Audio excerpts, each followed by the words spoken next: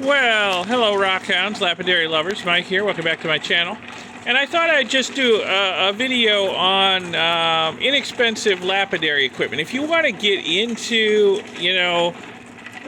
rock tumbling, rock cutting, whatnot, I can show you how to do it fairly inexpensively because I don't have a lot of money invested in all my equipment. And I'll show you my equipment. I've got a fair amount here, but really not a big investment. Okay, we'll start with the rock tumblers here, because I am just a rock tumbling fanatic. I love it, and I've got a pretty good setup here. These two rock tumblers, this is I don't know, I wouldn't say Harbor Freight brand. I think I got it on Amazon. This was the first rock tumbler I ever bought, okay? And it was not expensive. It takes a 3-pound barrel. I was afraid, being such a cheap Chinese brand, that it would not be reliable. This thing has been going pretty much constantly for 3 or 4 years now. I haven't even had to change the belt. There's been nothing I've had to do with it except change out the rocks in the barrel, okay? And so this is a fairly inexpensive thing. And if you want to get started, this is a good place to start. Cut your teeth on rock tumbling and something small and inexpensive and work your way up. If you decide you like it, you decide you can handle the time it takes, I'll tell you what, there's nothing that will teach you patience like rock tumbling. I go, maybe gardening or raising children, are about as time consuming and take as long as rock tumbling. But, you'll learn. Okay. There's no point in looking in that drum for 2 or 3 weeks, okay? Just let it run. There's no way to speed it up. So you'll learn patience. Now, this rock tumbler over here, this was my second one. And I bought this used, well used. I didn't give it all this damage. Bought this well used on eBay. And this is a Lortone 4.5-pound rock tumbler. I guess they call it a 4-pound, but I think it's really got a 4.5-pound barrel there. I bought it cheap. It was used. It's in kind of rough condition, but really it works great. All I've done is oil the sleeve bearings in it. That's it, because they were a little squeaky and a little sticky. And otherwise, it's run perfect for me for probably 2 years now. I decided I needed something a little bigger than that, so got this. Well, after I had this for a while, I decided I really liked rock tumbling, and I had a whole lot of rocks from all my rock hounding activities out in Arizona and Wyoming, so I needed to scale up. So rather than buy more expensive tumblers, I decided, well, let me just buy the drums and build my own high-capacity tumbler, which I can do fairly cheap. So I like to build stuff. I'm pretty good at building stuff. So, I bought some shafts, some bearings, some pulleys, scrounged up a motor and a fan and a speed controller, and hey, I've got myself a high-capacity rock tumbler over here that can handle 2 6-pound barrels and a 12-pound barrel. Again, these are Lortone barrels. I just bought the barrels. Bought them in various places. The 12-pounder I bought used on eBay. One of the 6-pounders I bought used on eBay, and one of the 6-pounders I bought new. So, but, all I've really got invested in this is the cost of the barrels and the cost of some hardware. The rest of this I just sort of bodged together out of stuff laying around my workshop. So altogether, I don't know, maybe $300 at most, maybe even only closer to $250. In a rock tumbler that, well, you can't even buy something this big, really, unless you want to go to like a 40-pound tumbler, which, that's thousands of dollars. So this is inexpensive. I'm pretty happy with the way it works. Like I said, it was just thrown together out of scrap and a few bits of hardware I bought, and it has been working perfectly, reliably for over a year now. So you don't have to spend a lot of money on rock tumblers if you don't want to, if you can't afford it.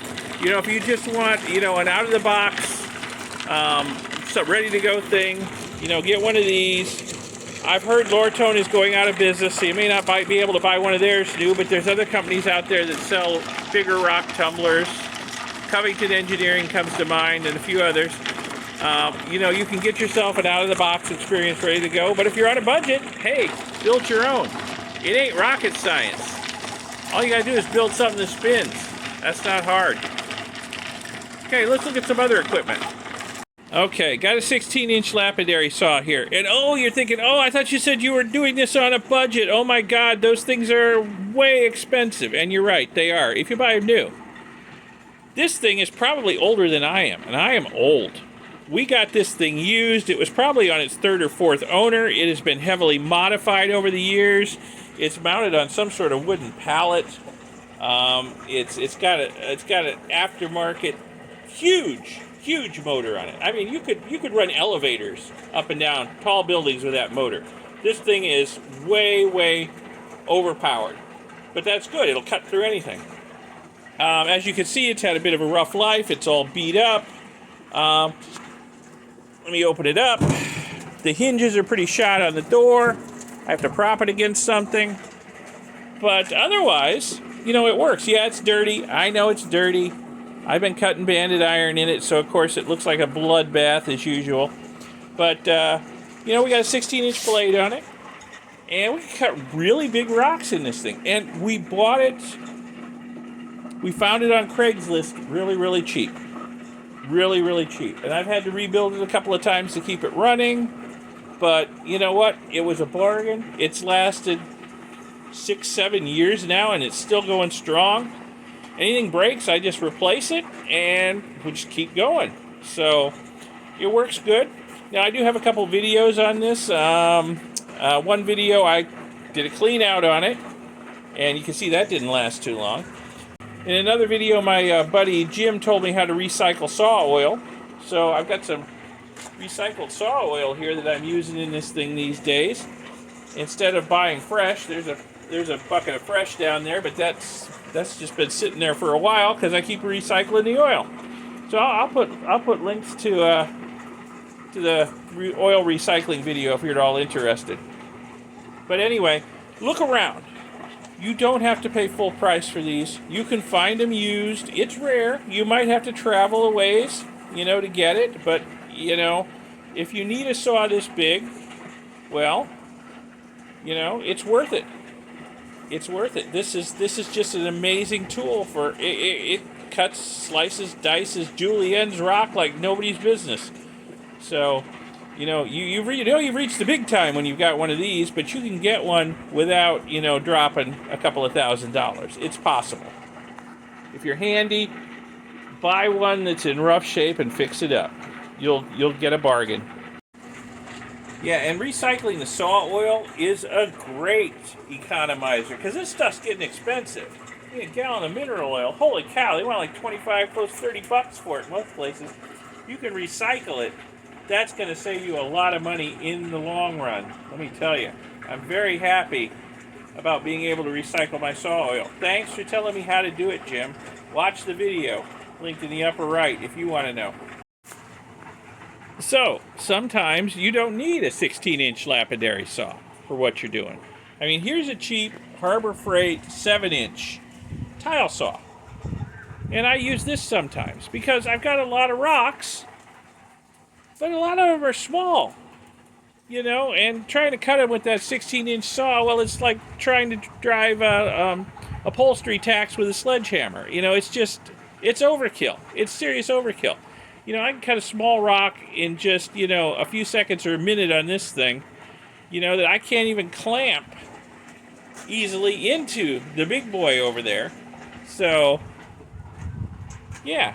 Now, I know you can buy lapidary trim saws, and yes, they are very expensive. A Harbor Freight tile cutting saw is not very expensive. Now, they don't come with the greatest blades, but you can put a better blade on it.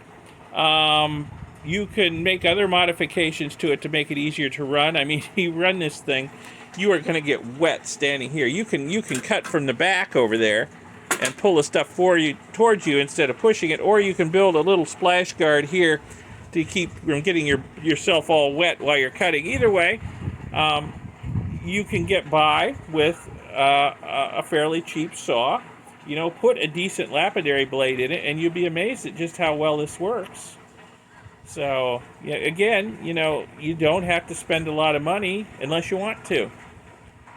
But, you know, suppose you do need to cut big rocks, and you can't find one of these, and this isn't big enough. Well, what are your other options? Well, let me show you. So right here we have a bigger, rigid tile cutting saw. This thing will cut pretty big stuff. And again, you're saying to yourself, but those things are expensive. Well, yes, they're expensive if you buy them new. I bought this at a garage sale probably 10 years ago. And I got it dirt cheap because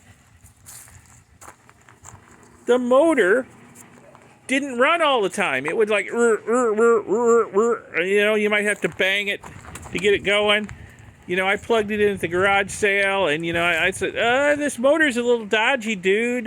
Can we do something with your price? And, yeah, he lowered it way down, and I got this thing for a song, practically. I knew exactly what was wrong with it. It just needed new brushes. In fact, the brushes didn't even need to be replaced. They just need to be tightened down. The brush covers had come loose, and they were, you know, 2 minutes with a screwdriver, and this thing ran great.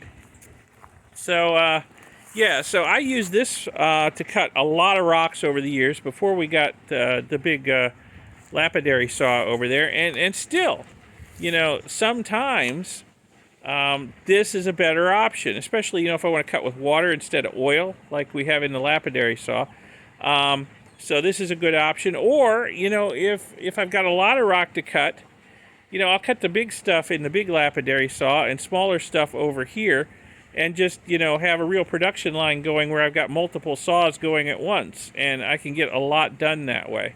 So, but yeah, look for one of these. You can probably find one of these used somewhere. Craigslist, Facebook Marketplace, whatnot. Watch for them. You know, negotiate. You know, you don't ever have to pay full price on a lot of stuff unless you're in a lot of stores, okay? The stores, well, the price is the price. But, you know, if you're dealing with, you know, a person out of their garage, negotiate a little bit. See if you can get the price knocked down.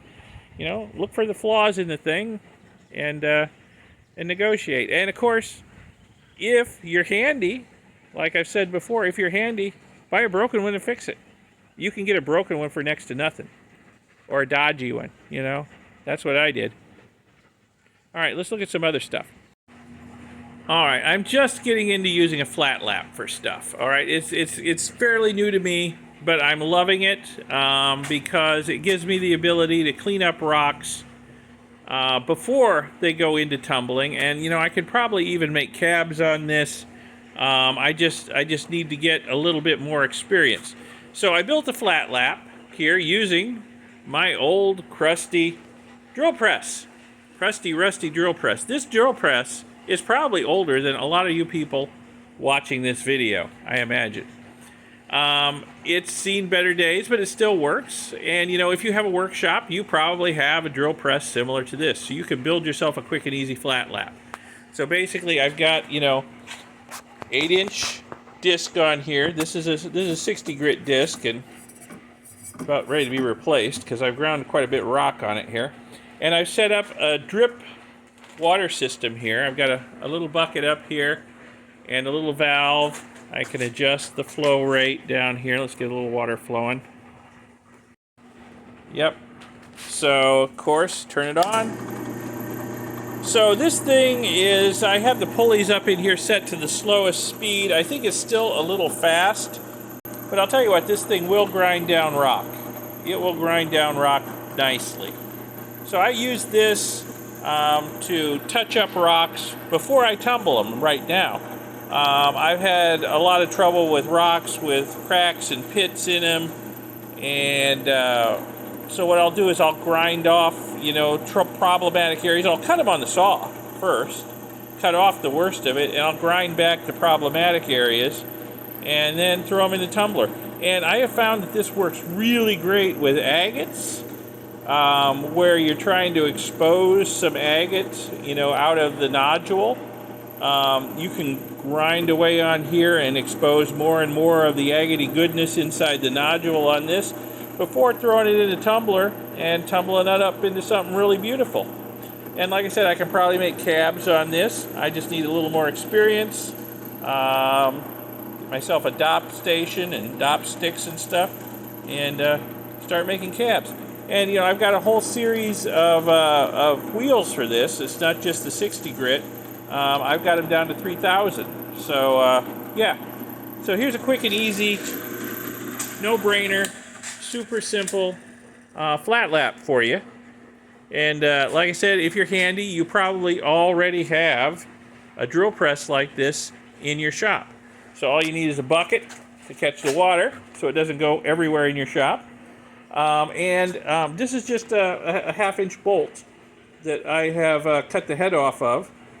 And I've bolted the wheel to it with another nut and a washer.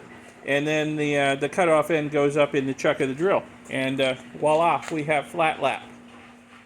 So yeah, if you're handy, you probably already have one of these. You know, like Red Green says, if your girl doesn't find you handsome, she'll at least find you handy. So try to be handy out there. Well, there you are. That's how to inexpensively get into lapidary. Cutting, slicing, dicing, grinding, and tumbling rocks without too much of an investment. So give it a try if you're at all interested in getting into this. It's not something that's going to cost you a fortune unless you really want to get out there and buy all new equipment and have an immediate out of the box ready to go experience. But if you're a little bit handy, a little bit frugal, you know, you can get by with buying some used equipment, fixing it up, building some of your own equipment, and you'll do fine. This isn't rocket science. People have been, you know, shaping rocks for as long as there have been people in rocks. So it's not hard, and it's not expensive. All right.